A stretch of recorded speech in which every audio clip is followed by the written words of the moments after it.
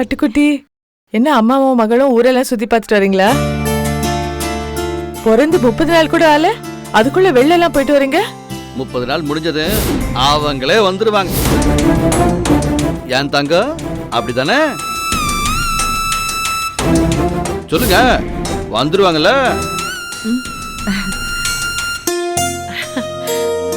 வாங்க வாங்க. எப்ப வந்தீங்க?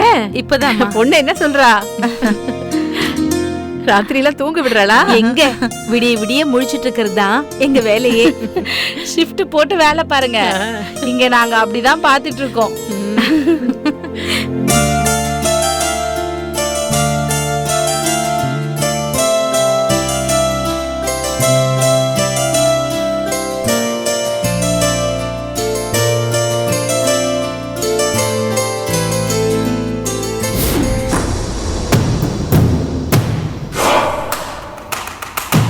எங்க மாமா உங்க பத்தி நிறைய சொன்னாரு. அப்பலேருந்து உங்களை பார்க்கணும்னு நினைச்சிட்டு இருந்தேன். என்னது, நீங்க என்ன பார்க்கணும்னு நினைச்சீங்களா? ரொம்ப சந்தோஷமா இருக்கு மேடம். ஒரு முக்கியமான ஃபங்க்ஷன் இருக்கு, அதுக்கு உங்களை இன்வைட் பண்ணலாம் தான். என்ன முக்கியமான ஃபங்க்ஷன்? எங்க குழந்தைக்கு பேர் வைக்க போறோம்.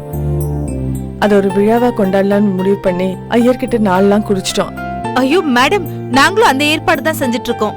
இதோ இப்ப கூட அதுக்கு உங்களை இன்வைட் பண்றதுக்கு தான் நாங்க வந்திருக்கோம்.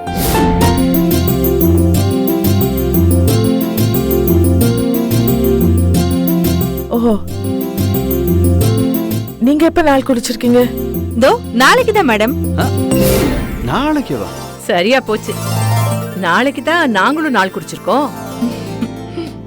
பேர் வைக்கிறதுக்கு எப்போ நேரம் குறிச்சிருக்கீங்க? காலையில 10 மணில இருந்து 12 மணிக்குள்ள. அதே நேரம் தான் நாங்களும் குறிச்சிருக்கோம். 2 குடும்பமும் ரெட்ட குழந்தைங்களுக்கு பேர் வைக்கிற மாதிரி நாளையும் நேரத்தையும் ஒரே மாதிரி குறிச்சு வச்சிருக்கீங்க.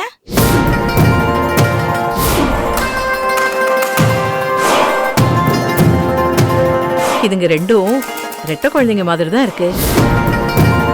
அதுவும் ஒரே நேரத்துல பிறந்திருக்காங்க. அதா ரொம்ப சரியா சொன்னச்சுனாதா. மேடம், இப்ப என்ன முடிவு பண்றது? நீங்க கண்டிப்பா எங்க வீட்டுக்கு வரணும். எங்க குழந்தைக்கு பேரு வைக்கும்போது நீங்களும் உங்க ஹஸ்பண்டும் கூட இருந்து எங்க குழந்தைய வாழ்த்தணும் மேடம்.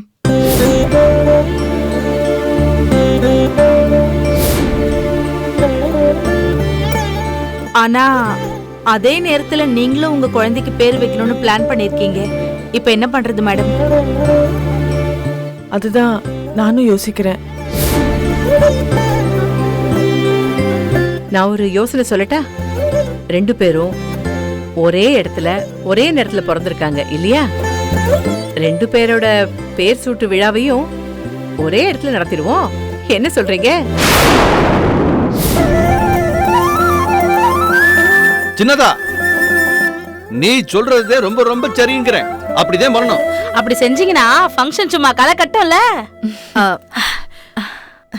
இல்ல இல்ல, இதுக்கு குழந்தையோட அப்பா, அதான் என் பையன் கிருஷ்ணன்ல முடிவெடுக்கணும். ஃபங்க்ஷன் இங்க நடத்தணும்னு அவன் இடம்லாம் பாத்துருப்பான்ல.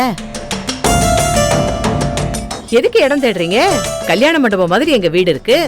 எத்தனாயிரம் பேர் வந்தாலும் சாப்பாடு போட்டு உபசரிச்சு அனுப்புறதுக்கு இங்க இடமும் இருக்கு, ஆளுங்களும் இருக்காங்க. அப்புறம் என்னங்க? அத்தை, அவங்க சொல்றதும் சரியாதான் இருக்கு.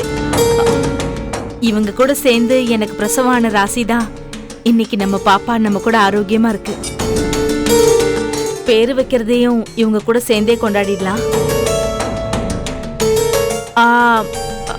இங்க பாருங்க, வேணும்னா செலவுல பாதியை நாம கொடுத்துடலாம். ஐயா, என்னங்க நீங்க செலவுல எல்லாம் பேசிக்கிட்டு? அதுவும் எங்க குழந்தை.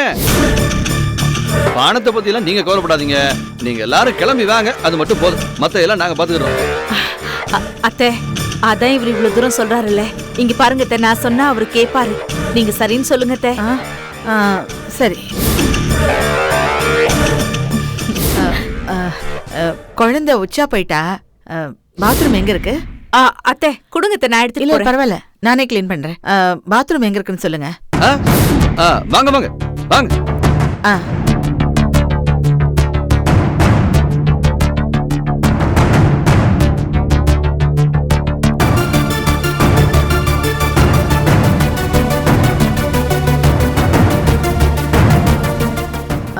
பாத்ரூம் எங்க இருக்கு? குழந்தைய கொடுங்க.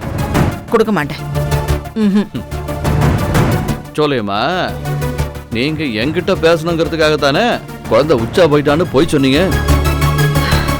ஆமா, சொல்லுங்க. இத பாரு பொண்ணுங்க, என் மருமக சரின்னு சொல்லிட்டா. அவ மனசு நோக கூடாதுன்னு நாங்க இங்க வரோம். நீ இடையில புகுந்து ஏதாவது ஏடாகுணம் பண்ணணும்னு நினைச்ச, தெரியும்ல, ஏற்கனவே உன் உடம்பு 2 தடவை புண்ணாயிருக்கு. சோலையம்மா, நீங்க ஆறு எப்படிப்பட்டவங்கன்னு எனக்கு நல்லா தெரியும்.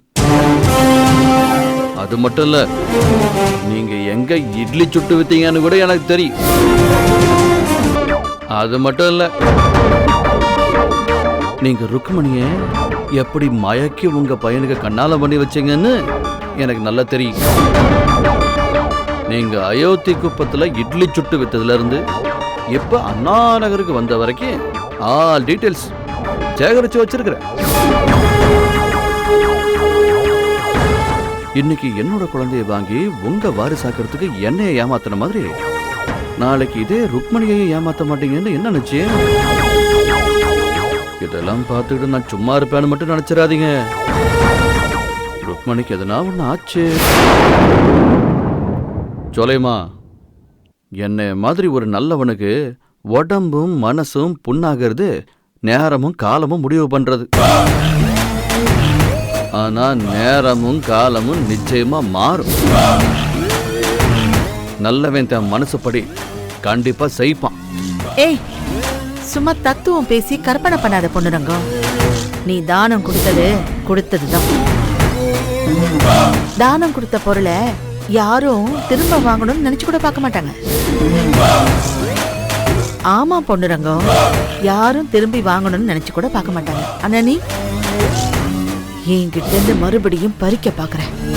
சொல்லேவா, நான் தானமெல்லாம் கொடுக்கல.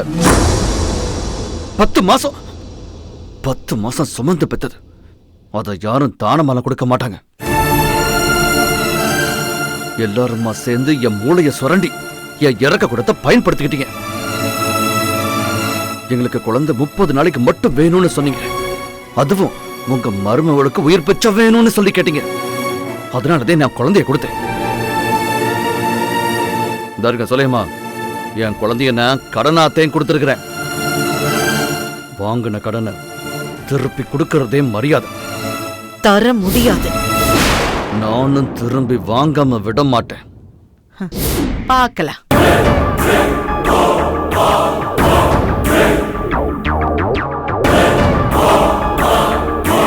ஆண்டவன் எங்க எப்போ எதை கொண்டு வந்து சேர்க்கணுமோ அதை கண்டிப்பா கொண்டு வந்து சேர்ப்பான். எனக்கு கடவுள் மேல நம்பிக்கை இருக்குது.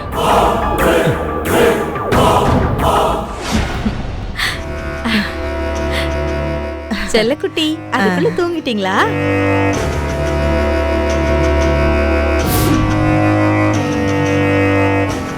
சரி ருக்மணி, பேசாம இங்கே இருந்துறேன். ஃபங்க்ஷன்லாம் ஒரேடியா முடிச்சுட்டு போலாமே. ஒரு 2 நாள் வீட்டுல இருந்த சந்தோஷம் எங்களுக்கு கிடைக்கும்ல. மேடம், கண்டிப்பா நானும் என் குழந்தையும் உங்க வீட்டுல வந்து தங்குவோம். என்னத்த மேடம்? ஆனா அது இப்போ இல்ல. எங்க வீட்டுல வேற கொஞ்சம் வேலை இருக்கு மேடம். அப்புறம் ஃபங்க்ஷன் வேற எங்க வீட்டுல இல்ல, இங்கேன்னு மறுபடியும் எல்லார்கிட்டையும் சொல்லணும்.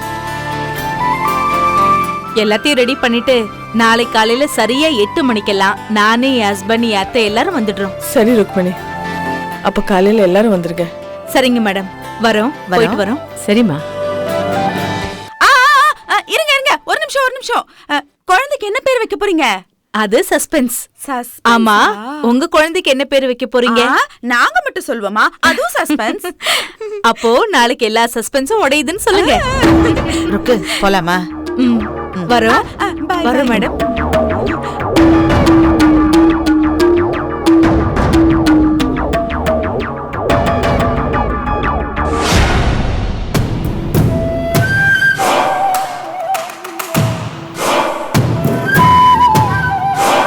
மா, என்னம்மா, ஏமா இவ்வளவு லேட்டு? எவ்வளவு நேரம் தான் உங்களுக்காக நான் காத்துட்டு இருக்கிறது? குழந்தைக்கு பேர் வைக்கிற ஃபங்க்ஷனுக்கு சொந்தக்காரங்களுக்கு சொல்லிட்டு வரதுக்கு இவ்வளவு நேரமா? அது ஏன்டா கேக்குற? என்னம்மா, வாடா சொல்றேன். நீ சொன்ன மாதிரி நாங்களும் கொஞ்சமா தான் சொந்தக்காரங்களுக்கு சொல்லிட்டு வந்தோம். கடைசியில அங்க சுத்தி இங்க சுத்தி அர்ச்சனா வீட்டு வாசல்ல காரை கொண்டு நிறுத்த சொல்லிட்டா உன் பொண்டாட்டி. அம்மா, நமக்கு அர்ச்சனா கிட்ட இப்ப என்னம்மா வேலை? அதத்தாண்டா உன் பொண்டாட்டி கிட்ட நானும் கேட்டேன். அதுக்கு உன் பொண்டாட்டி, என்னத்த இப்படி கேட்டுட்டீங்க? நமக்கு தெரிஞ்ச விஐபி கலெக்டர் அர்ச்சனா மேடம் மட்டும்தான். குழந்தைக்கு பேர் வைக்கிற நிகழ்ச்சிக்கு அவங்கள கூப்பிடலன்னா நல்லா இருக்காதுன்னு சொல்லிட்டா. வேற வழி இல்லாம நானும் அவ கூட போக வேண்டியதா போயிடுச்சு. ஏமா, நீங்க அங்க போகும்போது அந்த பொண்ணுங்க அங்க இருந்தானா? டேய், அவன் வீட்டுல அவன் இல்லாம இருப்பானா? அவன் குழந்தைய கொடுக்கன்னு புடுங்கலையா? அப்படி அவன் புடுங்கிடுவானா இல்ல நான் தான் கொடுத்துருவேனா? என்ன ஒண்ணு, அவன் கண்ணு பூரா நம்ம குழந்தை மேலதான் இருந்தது. மா, குழந்தைக்கு பேர் வைக்கிற நிகழ்ச்சிக்கு நீங்க அர்ச்சனா கூப்பிட்டதுக்கு அவங்க வரேன்னு சொன்னாங்களா? நாளைக்கு நம்ம குழந்தைக்கு பேர் வைக்கிற அதே சமயத்துலதான் அர்ச்சனாவும் அவ குழந்தைக்கு பேர் வைக்க போறாளாம். ரொம்ப நல்லதா போச்சு. அப்ப அர்ச்சனா கண்டிப்பா வரமாட்டாங்க, பொண்ணு ரகமா வரமாட்டாமா? டே, விஷயத்தை முழுசா கேட்டுட்டு பேசுடா. நம்ம வீட்டு மகாராணி ருக்மணி என்ன சொன்னா தெரியுமா? என்னம்மா சொன்னா? 2 குழந்தையும் ஒரே நேரத்துல ஒரே ஹாஸ்பிட்டல்ல பிறந்ததால அவங்களுக்கு பேர் வைக்கிறதையும் ஒரே இடத்துல வச்சுக்கோன்னு முடிவு பண்ணி, அதையும் அர்ச்சனா வீட்லயே பண்ணலான்னு முடிவு பண்ணிட்டாடா. ஐயோ அம்மா, அதெல்லாம் சரிப்பட்டு வராதுமா. அப்படின்னு நீ சொல்றதுதான் கரெக்ட்னு எனக்கும் புரியுது. ஆனா உன் பொண்டாட்டிக்கு அர்ச்சனா வீட்ல ஃபங்க்ஷன் கொண்டாடுறதுதான் அவளுக்கு பிடிச்சிருக்கு. உடனே சரின்னு சம்மதிச்சிட்டா.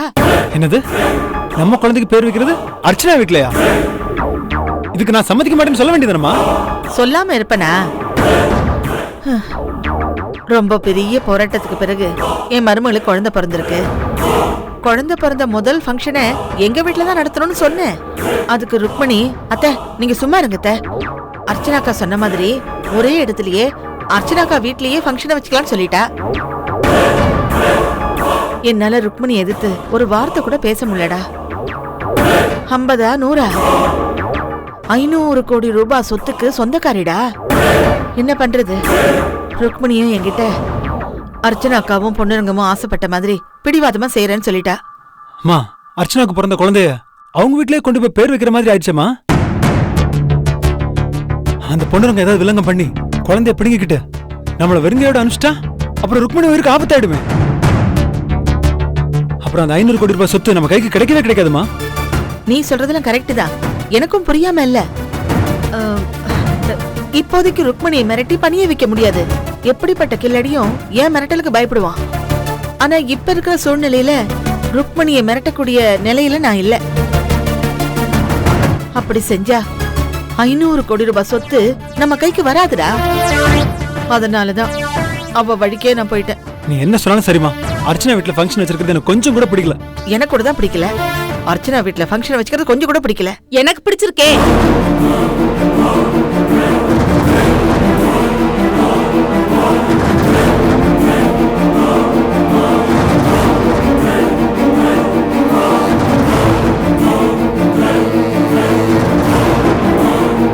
அத்தை, அர்ச்சனா மேடம் வீட்ல ஃபங்க்ஷன் வைக்கிறதுல உங்களுக்கு என்ன பிரச்சனை? அது வந்துமா, ரொம்ப வருஷத்துக்கு அப்புறம் உனக்கு குழந்தை பிறந்திருக்கு. நம்ம குழந்தை எந்த நோய் நொடி இல்லாம இருக்கணுமா. கண் திருஷ்டி பொல்லாததுன்னு சொல்லுவாங்க. அர்ச்சனா வீட்டுக்கு வர்றவங்க ஒருத்தர் கண்ணு மாதிரி இன்னொருத்தர் கண்ணு இருக்காதுமா. அதுக்காக தான் சொன்னேன். ருக்மணி, அர்ச்சனா ஒரு கலெக்டர். அவங்க வீட்ல நம்ம ஃபங்க்ஷன் நடக்கிறது நல்லதுதான், அது தப்பு இல்ல. ஆனா என் ஆசை என்னன்னா, 5 முறை தங்காத குழந்தை 6வது முறையா பிறந்து இப்ப நல்லபடியா இருக்கு. நம்ம வீட்லயே குழந்தைக்கு பேர் வைக்கலான்னு நான் ஆசைப்படுறேன். அது மட்டும் இல்லம்மா, நம்ம சொந்த பந்தம்லாம் வருவாங்க, நமக்கு வேண்டியவங்க தெரிஞ்சவங்களும் வருவாங்க. கடலாட்ட நமக்கு வீடு இருக்கு, நமக்கு எல்லா வசதியும் இருக்கு. அப்படி இருக்கும்போது அர்ச்சனா வீட்ல போய் நம்ம குழந்தைக்கு ஃபங்க்ஷன் வச்சுக்கிறோமான்னு தான். அத்தை, அர்ச்சனா அளவுக்கு நம்ம கிட்ட பண வசதி இருக்கு, அதை நான் ஒத்துக்கிறேன். அர்ச்சனா அளவுக்கு பதவி இருக்கா?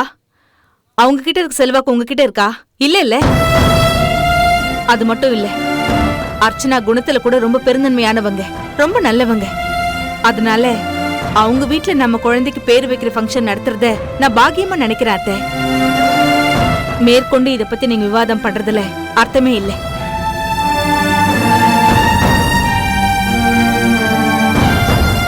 என்னம்மா என்னடா இப்படி பேசிட்டு போற? ரொம்ப பிடிவாதமா சொல்லிட்டு போறாளே. கிருஷ்ணா, இவளை அவ போக்குல விட்டு தாண்டா பிடிக்கணும். இல்லைன்னா 500 கோடி ரூபாய் சொத்து நம்ம கைவிட்டு போயிடும். அது வரைக்கும் ருக்மணி முயலுக்கு 3 கால்னு சொன்னா நாமளும் 3 கால்னு தான் சொல்லணும். அந்த தடிப்பைய பொண்ணுரங்கம் நான் இட்லி வித்த கதையை தெரிஞ்சுக்கிட்டு என்னை இளக்கரமா பாக்குறான். என் ஜாதகத்தையே புரட்டி பார்த்துட்டேன்னு சொல்றான். நானும் அவங்கிட்ட சொல்லிட்டு தான் வந்திருக்கேன். டேய் பொண்ணுரங்கம், மேற்கொண்டு வாயை திறக்காத. ஏற்கனவே என்கிட்ட உத வாங்கிட்டு போனதை மறந்து போயிட்டியான்னு. உண்மைய சொல்றேன்னு அர்ச்சனா கிட்ட ஏதாவது போட்டு கொடுக்கணும்னு நினைச்ச, குழந்தைய கடைசி வரைக்கும் உன் கண்ணிலேயே காட்ட மாட்டேன்னு சொல்லி மிரட்டிட்டு வந்திருக்கேன். மா அது வந்து டேய் நீ பயப்படாதடா. நாம அவங்கிட்ட இருந்து குழந்தைய திருடல. அவன்தான் அவன் குழந்தைய நம்ம கிட்ட கொண்டு வந்து கொடுத்துருக்கான். நாமளும் வாங்கிருக்கோம். அது மட்டும் இல்லடா, அர்ச்சனா கிட்ட குழந்தை செத்து போயிடுச்சுன்னு சொல்லிட்டான். அது சரிம்மா. குழந்தை மேல இருக்கிற பாசத்துல அர்ச்சனா கிட்ட பண்றவங்க உண்மையை சொல்லிட்டேன்னா என்னவா பண்றது? அப்படிலாம் பயந்துட்டு இருக்க முடியாதுடா. 500 கோடி ரூபாய் சொத்து இப்பதான் நம்ம கைக்கு வந்துகிட்டு இருக்கு. இன்னும் கொஞ்ச நாள் பொறுமையாயிரு. அந்த பொண்ணுரங்கத்தை பந்தாடுறேன் பாரு. நீ தைரியமா இருடா. அவன் குழந்தை நம்ம கையில தான் இருக்கு. பயப்பட வேண்டியது அவன்தான், நாம இல்ல.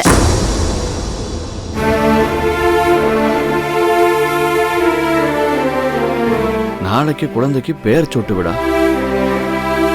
ஃபங்க்ஷனு நம்ம வீட்டிலதே நடக்க போகுது. இந்த ஃபங்க்ஷனுக்கு சோலையம்மா குடும்பம் என் குழந்தைய தூக்கிட்டு வர போறாங்க. அர்ச்சனா கிட்ட உண்மையை சொல்றதுக்கு இதுதான் சரியான நேரம். வெறுமனே மொட்டையா அர்ச்சனா நமக்கு பிறந்த ரெட்டை குழந்தையில ஒரு குழந்தைய நான் ஒரு குழந்தைய தானமா கொடுத்துட்டேன்னு சொல்றதை விட, தானம் கொடுத்த குழந்தைய அவ முன்னாடியே வச்சுட்டு இதே அர்ச்சனா நம்ம குழந்தை எடுத்துக்க அப்படின்னு அர்ச்சனா கிட்ட சொல்லிட்டோம்னா மத்த விஷயங்களா அர்ச்சனாவே பாத்துக்கிடுவா. இத சொல்றதுனால எதனா விபரீதம் வந்துருமோ? அர்ச்சனா இதை எப்படி எடுத்துக்கிடுவா? இப்படி ஒரு காரியத்தை நான் செஞ்சேன்னு தெரிஞ்சா அதிர்ச்சி ஆயிருவாளா, இல்ல என்னைய மன்னிச்சு ஏத்துக்கிறவாளா? ஒன்னும் புரிய மாட்டேங்குது. மண்டை காயுது. என்ன பண்ணலாம்?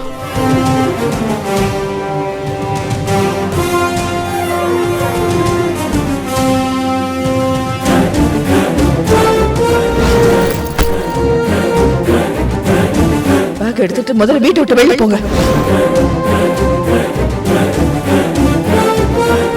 வீட்டுக்குள்ள வந்தா குழந்தையோட வாங்க, இல்லைன்னா வரவே வராதீங்க.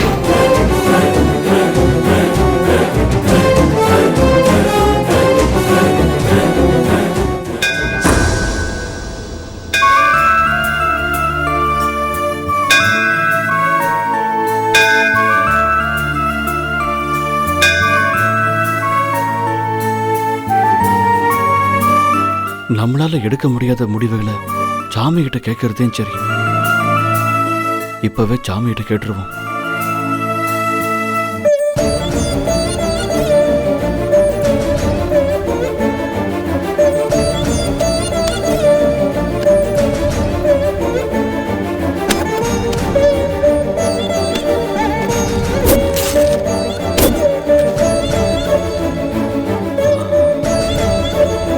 என்ன எழுதலாம்? அர்ச்சனா கிட்ட விஷயத்தை சொல்றது சொல்ல வேணாம். அதே சரி, சொல்றது சொல்ல வேணாம். அது மட்டும் எழுதிடுவோம்.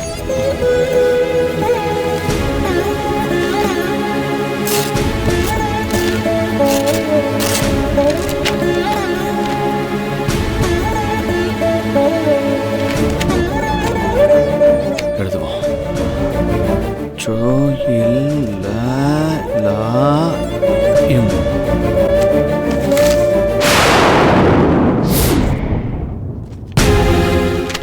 சொல்லலாம். இல்ல வேண்டாம். சொல்ல வேண்டாம். சொல்ல வேண்டாம். சொல்லலாம்.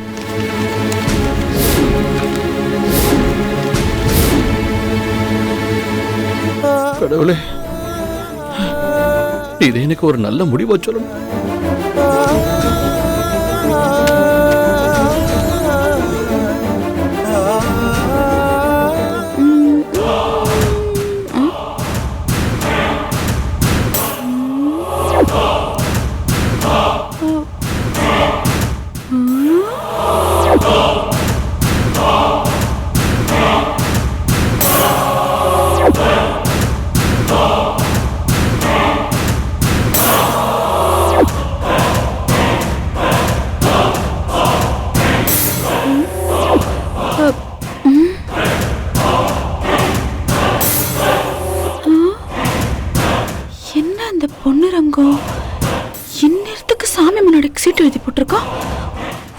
வேற சாமி கும்பிடுறோம்.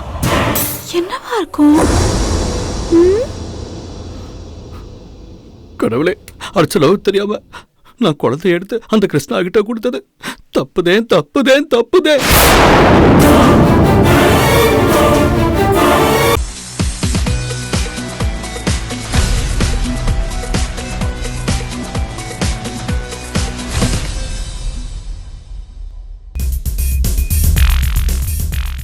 Hello everybody. You have supported me and been with me, appreciated my work, criticized my work on the in the big screen and in the small screen. So I now ask for the same because I have opened a Facebook page where you can interact with me more. I can post new information to you about my day-to-day happenings, and you can also share your views about me. Be in contact.